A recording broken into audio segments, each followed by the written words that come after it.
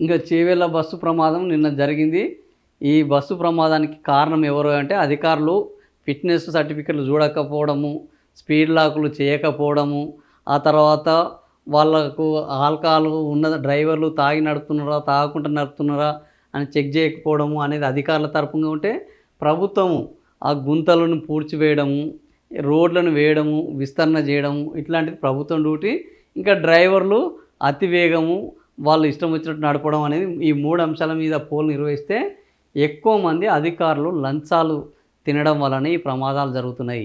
లంచాలు తీసుకోవడము, ఫిట్‌నెస్‌లు చూడకపోవడము, speed lock చేయకపోవడము, వాళ్ళు ఇష్టారాజ్యంగా పట్టించుకోకపోవడం వల్ల ఈ బస్సు ప్రమాదాలు, ఈ వాహన ప్రమాదాలు, ఈ రోడ్డు ప్రమాదాలు జరుగుతున్నాయని అనేక మంది ఈ చేవెళ్ళ బస్సు ప్రమాదానికి కారణం ఎవరయ్యానంటే డైరెక్ట్‌గా అధికారులు ఫస్ట్ కారణము, తర్వాత కారణం ఎవరంటే డ్రైవర్లు. డ్రైవర్లు విపరీతమైన వేగంతోటి శృతి మించిన వేగంతోటి అపరిమితమైన వేగంతోటి ఈ ట్రక్కులను తీసుకొని వస్తున్నారు. కాబట్టి డ్రైవర్ల వల్లనే చనిపోతున్నారని 38% మంది ప్రజలు అంటున్నారు.